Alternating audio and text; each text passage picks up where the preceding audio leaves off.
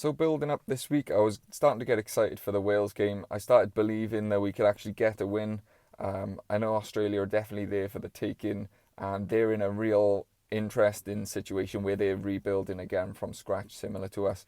A lot of their big names are missing as well, so I thought Wales have got a really good opportunity here. And then the team has come out, and and I feel a bit more worried again. I'll pop it up and we'll go through it. So we've got Gareth Thomas, Dewi Lake, and Archie Griffin. Surprised that no Dylan Lewis in there, but I am sort of understanding that Archie Griffin is the guy that Gatland wants to push moving forward. So we'll give him an opportunity and see how he gets on. I think he's got a lot of potential. He's a big lump. Not started many games. I think he started one game for Bath all season. Everything else has been off the bench. So it'll be interesting to see how he goes.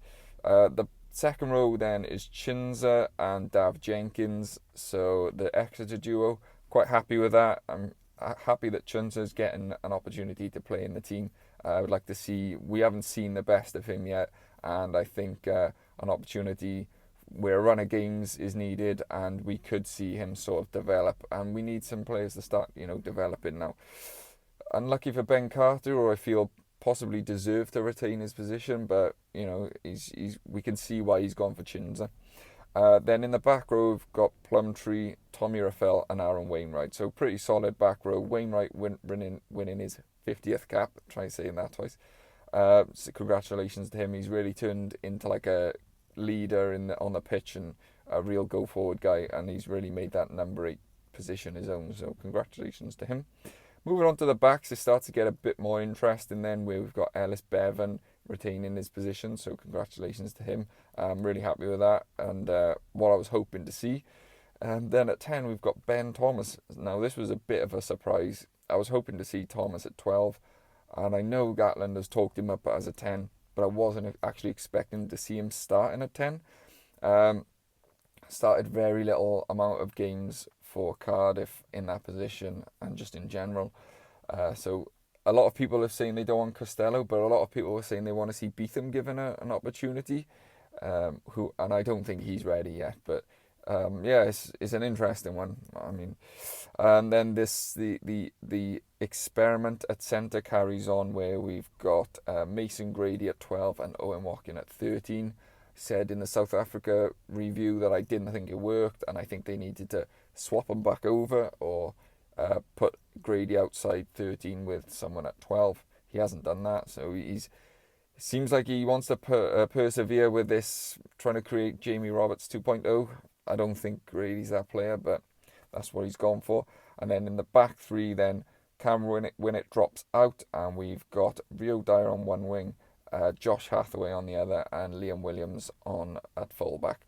So that's the squad, the starting 15. Then on the bench we've got Evan Lloyd, Kemsley Mathias, Harry O'Connor, Corey Hill, James Botham, Kieran Hardy, Sam Costello and Nick Tompkins. So I guess there's a couple of talking points. The main one is obviously the Ben Thomas one.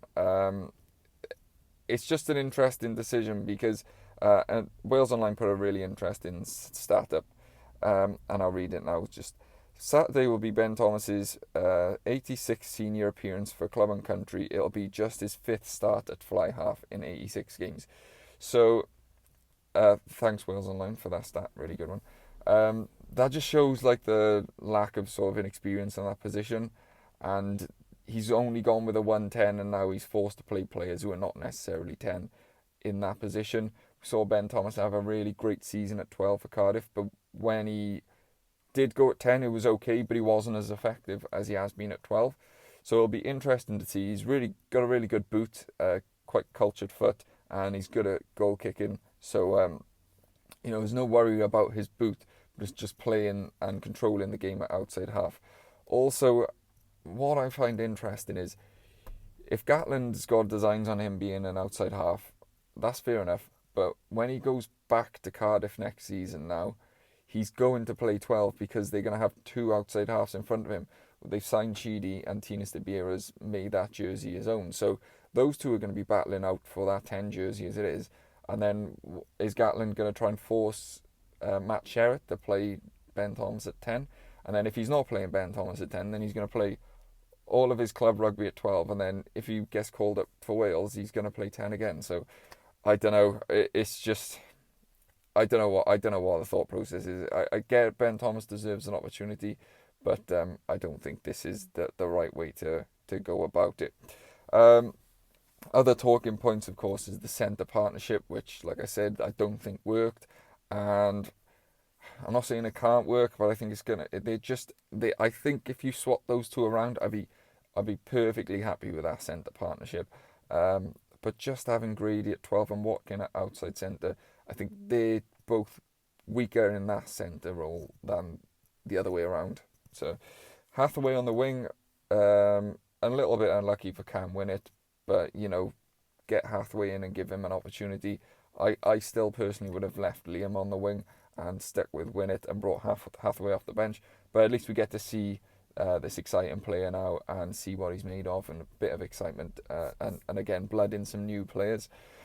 And then the second row situation with Chunza coming in, again happy with that.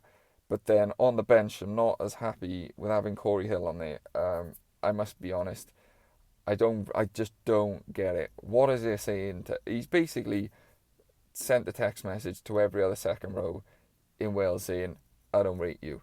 Like, that's basically what he's done, because how can he justify him being on the bench? There's no way Corey Hill's done anything in training to prove that he's that much better than these guys who are playing in Wales, are going to be around for the next whatever years, much younger, and playing at a higher standard, to be honest. Like, I don't get it. But we're not going to carry on banging about that, because we've talked about that a lot. One thing I wanted to say, I don't agree with Kemsley Mathias over Domachowski, and someone actually pointed out to me that I give Kemsley Mathias quite a hard time, and to be fair, I do. And he said I don't explain why, so I'll just quickly say, I just don't think he's good enough for international rugby at the moment. His main job is to scrummage, and he's not good at it. And I'm sorry, it's no slight on him.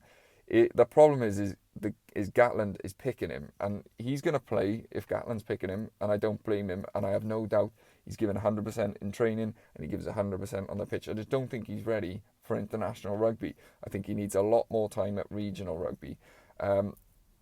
When you consider him to players who, like Nicky Smith, and then even like Rhys Carey and Domachowski, are young as props. So I understand we need to develop these young players through, and it's something that's why we're in the situation we are in now, because we haven't developed these young players through and brought them through and sort of fed the next generation. But players like Domachowski and Carey and stuff are not old, they're not veterans. So why is he just forcing Mathias into this role that, in my opinion, my humble opinion, because I know nothing about scrummaging, just the eye test, I just don't think he's ready for. And the big stat is, last year in the URC, Kemsley Mathias conceded more penalties than any other player in the whole league. And most of those are at scrum time. So that's why I just don't think he should be in the team. I'm happy for him to be in the squad. I just think Domachowski or Nicky Smith or Carey or someone like that would be better suited and give Wales a better opportunity of winning games moving forward. And that is it. And I just wanted to clear that up, because I did realise that I do give him a hard time, and he doesn't obviously deserve that. But yeah, that's just my conscience clear now, thankfully. But other than that, it's sort of what you might expected. There's a few weird changes, but I think it's good enough to beat the Australian team that has come out with all their big names missing. But it just depends on whether these experiments start to click and work, because if they don't, then we could find ourselves in basically further down the creek than we already are. And this, right, a few people have said this, and I think this as well. Gatland has attempted to use young players and blood young players as a cover for losing games, in my opinion, in the last couple of games.